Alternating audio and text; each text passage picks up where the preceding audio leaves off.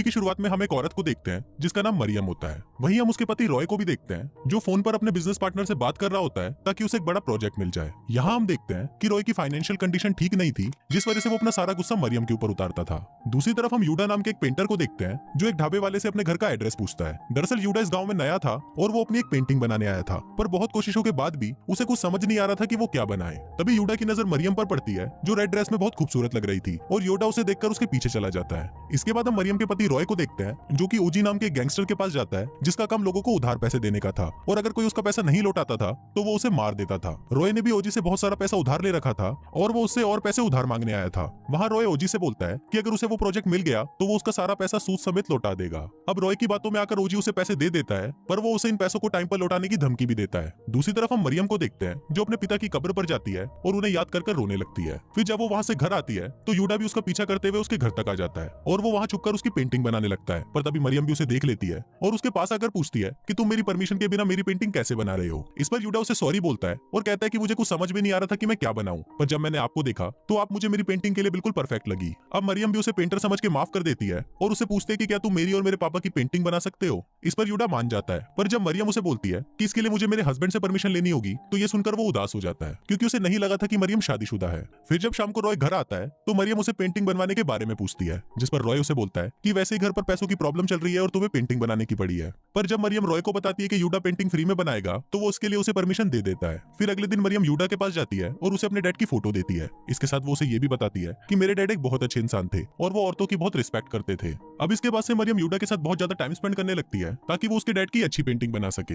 एक दिन रॉय अपने घर पर फोन करता है और मरियम के बारे में पूछता है और उसकी मेड उसे बताती है कि मरियम अपनी पेंटिंग बनवाने उस पेंटर के साथ गई है। अब ये सुनकर वो मरियम पर शक करने लगता है और फिर वो मरियम को देखने के लिए वहाँ से निकल ही रहा होता है कि तभी वहाँ पर ओजी के गुंडे आ जाते हैं और उसे गाड़ी में डालकर ओजी के पास ले जाते हैं। वहाँ ओजी रॉय से उसके पैसे मांगता है जिस पर रॉय अपने पार्टनर को फोन करता है और उसे पूछता है कि उसे वो प्रोजेक्ट मिला है कि नहीं, जिस पर उसका पार्टनर उसे बताता है कि वो प्रोजेक्ट तो कैंसिल हो गया और हमारे कुछ साथियों को भी पुलिस ने अरेस्ट कर लिया। अब ये सुनकर रॉय शॉक्ड हो जाता है और ओजी भी उसे देखकर समझ जाता है कि उसके पैसे डूब गए हैं। अब ओजी उसे मारने ही वाला होता है पर तभी रॉय उसे रोकते हुए बोलता है कि मैं अपना घर बेच दूंगा और तुम्हें तुम्हारे पैसे जल्दी ही चुका दूंगा। बस उस घर को बेचने में एक प्रॉब्लम है कि वो घर मरियम के नाम पर है, इसलिए मुझे उसे कन्विंस करना होगा। अब इस पर ओजी भी उसकी बात मान जाता है और उसे एक आखिरी मौका देता है। इधर हम मरियम को देखते हैं जो अपनी और अपने डैड की पेंटिंग को दीवार पर लगा रही थी। तभी हम वहाँ किसी दूसरे आदमी को देखते हैं जो मरियम पर नजर रख रहा था। तभी वहाँ पर मरियम देखती है कि उसकी बिल्ली का कटा हुआ सिर डाइनिंग टेबल पर पड़ा है, जिसको देखकर वो चिल्लाने लगती है। उसकी चिल्लाने की आवाज सुनकर यूडा उसके घर के अंदर आता है और उसे शांत करने की कोशिश करता है, पर तभी उनकी मेड उन दोनों को देख लेती है, इसलिए मरियम उसे यहाँ से जाने के लिए बोलती है क्योंकि इससे उसके और उसके पति के बीच में गलतफहमी हो सकती है। फिर जब रॉय घर आता है तो मरियम उसे बताती है कि उनकी बिल्ली का कटा हुआ सिर डाइनिंग टेबल पर पड़ा है। ये देखकर रॉय भी शॉक्ड हो जाता है और वो मरियम को बोलता है कि हमें ये घर बेच देना चाहिए। पर इस पर मरियम उसे बोलती है कि ये घर मेरे डैड की आखिरी निशानी है और मैं इस घर को बिल्कुल भी नहीं बेचूंगी। इस पर रॉय उसे बोलता है कि कल को कोई मेरी गर्दन काट दे तो तुम्हें तो कोई फर्क ही नहीं पड़ेगा। दरअसल ओजी के आदमियों ने ही उस बिल्ली की गर्दन काटी थी ताकि मरियम डरकर इस घर को बेचने के लिए राजी हो जाए, पर मरियम इस पर भी नहीं मानती। जिस पर रॉय उस पेंटिंग को देखते हुए बोलता है कि तुम्हें तो ये पेंटर ही पसंद है, इसलिए तुम्हें अपने पति की कोई परवाह नहीं है, और ये बोलकर वो वहाँ से चला जाता है। इसके बाद रॉय ओजी को फोन करता है और उसे बताता है कि मरियम घर बेचने के लिए नहीं मान रही। इस पर ओजी उसे बोलता है कि अगर मरियम की मौत हो जाए तो सारी प्रॉपर्टी तुम्हारे नाम हो जाएगी। अब रॉय को तो पहले से ही शक था कि यूडा और मरियम का अफेयर चल रहा है, इसलिए वो ओजी की बात मानकर उसे अपनी वाइफ को मरवाने का कॉन्ट्रैक्ट दे देता है। इसके बाद ओजी अपने आदमियों को बोलकर यूडा और मरियम को किडनैप करवा लेता है। अब रॉय बैठकर मरियम के साथ अपनी शादी के पलों को याद कर रहा होता है और तभी उसे रियलाइज होता है कि वो जो कर रहा है वो सही नहीं है, इसलिए वो तुरंत ओजी को फोन करता है और उसकी वाइफ को मरवाने का प्लान कैंसिल कर देता है। पर ओजी एक बहुत बड़ा भड़वा था, इसलिए वो मरियम को अपने आदमियों के हवाले कर देता है, जिसके बाद उसके आदमी एक एक करके मरियम के साथ घपाघप करने लगते हैं। पर मरियम को थोड़ा सेल्फ डिफेंस आता था, इसलिए वो उन सभी आदमियों को पीट कर वहाँ से भागने की कोशिश करती है। उधर ओजी भी यूडा को मारने वाला होता है, पर तभी वो भी अपने आप को छुड़वा लेता है और मरियम की वहाँ से भागने में मदद करता है। पर तभी ओजी का एक आदमी यूडा के पेट में चाकू मार देता है, जिससे वो जख्मी हो जाता है। दूसरी तरफ मरियम भागते हुए एक ब्रिज तक जाती है और वहाँ पर आ रही एक जीप से मदद मांगती है, लेकिन वो जीप ओजी की होती है और थोड़ी देर बाद में ओजी के सारे आदमी भी वहाँ पर आ जाते हैं। फिर वो लोग मरियम को चाकू मार देते हैं और उसे ब्रिज से नीचे फेंक देते हैं। अब यूडा वहाँ पर ये सब कुछ देख लेता है और वो अगले दिन पुलिस को सारी बातें बता देता है, पर पुलिस को मरियम की बॉडी कहीं नहीं मिलती, इसलिए इसका सारा इल्जाम यूडा पर ही लगने लगता है। इसके बाद हम रॉय को देखते हैं जो सो रहा होता है, पर तभी उसे बिल्ली की आवाज सुनाई देती है और वो उठकर उसे देखने नीचे आता है। पर तभी वो वहाँ उसकी बिल्ली क्लेव को देखता है जिसकी बॉडी में से खून निकल रहा था। फिर वो मरियम का कटा हुआ सिर टेबल पर देखता है, जिसको देखकर उसकी फटकर 64 हो जाती है। पर तभी उसकी आंख खुल जाती है और वो सपना देख रहा होता है। पर तभी वो फिर से वहाँ पर मरियम को देखता है और वो उसे देखकर बहुत ज्यादा डर जाता है। अब पूरे गांव में ये बात फैल जाती है कि कुछ लोगों ने ब्रिज पर मरियम की आत्मा को देखा है। अब एक रात हम मरियम को देखते हैं जो ओजी के एक आदमी को बहलाकर ब्रिज पर लेकर आती है और वहां उसे मार डालती है। इसके बाद वो ओजी के दूसरे आदमी के साथ भी यही करती है और उसे भी मार डालती है। दूसरी तरफ यूटा को भी डरावने सपने आने लगते हैं कि मरियम उसे मार रही है।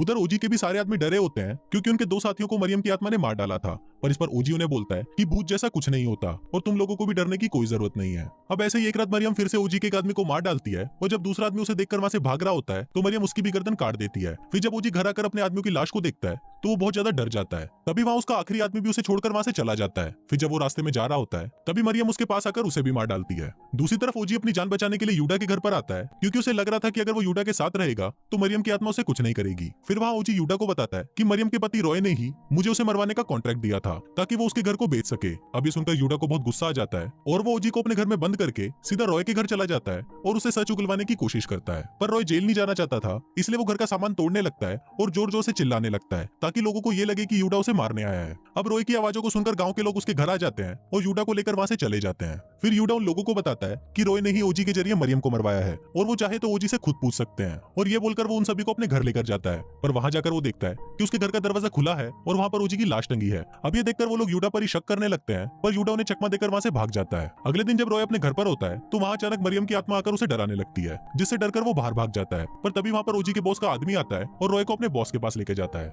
ओजी के बॉस का नाम पोटान होता है और वो उसे बोलता है कि मैंने ही ओजी को तुम्हें देने के लिए पैसे दिए थे पर अब ओजी मर चुका है इसलिए अब वो पैसे तुम मुझे दोगे और अगर तुमने ऐसा नहीं किया तो मैं तुम्हारी पूरी फैमिली को मार दूंगा। अब इसके बाद रॉय और पोटान का एक आदमी एक तांत्रिक के साथ उस ब्रिज पर जाता है ताकि वो मरियम की आत्मा से पीछा छुड़वा सके। फिर वो तांत्रिक बहुत सारे मंत्रों को पढ़ता है जिससे मरियम की आत्मा वहां पर आ जाती है लेकिन किसी भी मंत्र का मरियम पर कोई असर नहीं पड़ता। फिर वो तांत्रिक उन्हें बोलता है कि आत्मा तो बहुत ही ज्यादा पावरफुल है इसलिए वो खुद ही डरकर वहां से भाग जाता है। फिर पोटान का आदमी मरियम को शूट करने की कोशिश करता है पर मरियम उसी के चाकू से उसका गला काट देती है। अब ये देखकर रॉय बहुत ज्यादा डर जाता है और उससे माफी मांगने लगता है लेकिन तभी यूडा भी वहां पर आ जाता है और वो मरियम को बोलता है कि मुझे पता है कि तुम मरी नहीं हो और तुम अभी भी जिंदा हो और तुमने नदी के पास वाले घर में रहते हुए सबसे बदला लेने का प्लान बनाया था क्योंकि तुम्हारे डैड स्पेशल फोर्स में कमांडर थे इसलिए उन्होंने तुम्हें सेल्फ डिफेंस भी सिखाया था पर तुम्हारे पास भूत बनने के अलावा और कोई रास्ता नहीं था और इसी वजह से तुम अपना बदला भी ले पाई। अभी सुनकर रॉय उससे माफी मांगता है और उसको बोलता है कि जब मुझे पता चला कि तुम्हारा अफेयर इस पेंटर से चल रहा है तो मैं खुद को रोक नहीं पाया और मैंने ओजी को तुम्हें मारने का कॉन्ट्रैक्ट दे दिया पर मैं तुमसे बहुत प्यार करता हूँ इसलिए मैंने ओजी को तुम्हें मारने के लिए मना भी किया पर तब तक बहुत देर हो चुकी थी।